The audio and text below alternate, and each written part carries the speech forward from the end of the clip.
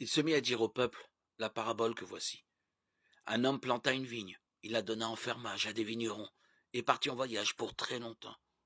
Le moment venu, il envoya son serviteur auprès des vignerons afin que ceux-ci lui remettent ce qui lui revenait du produit de la vigne.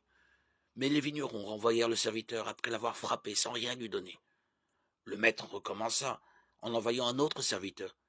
Celui-là aussi, après l'avoir frappé et insulté, ils le renvoyèrent sans rien lui donner. Le maître recommença en envoyant un troisième serviteur, mais après l'avoir blessé, ils le jetèrent dehors.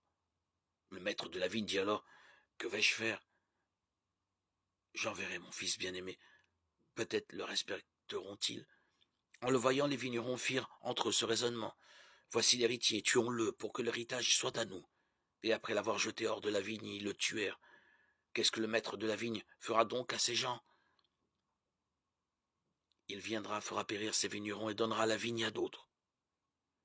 Les auditeurs dirent à Jésus, jamais de la vie. Mais lui, posant son regard sur eux, leur dit, que signifie donc ce qui est écrit? La pierre qu'ont jetée les bâtisseurs est devenue la pierre angulaire. Tout homme qui tombera sur cette pierre sera brisé. Celui sur qui elle tombera, elle le pulvérisera. Les scribes et les chefs des prêtres cherchaient à mettre la main sur Jésus à l'instant même, mais ils eurent peur du peuple. Ils avaient bien compris que c'était pour eux qu'il avait dit cette parabole.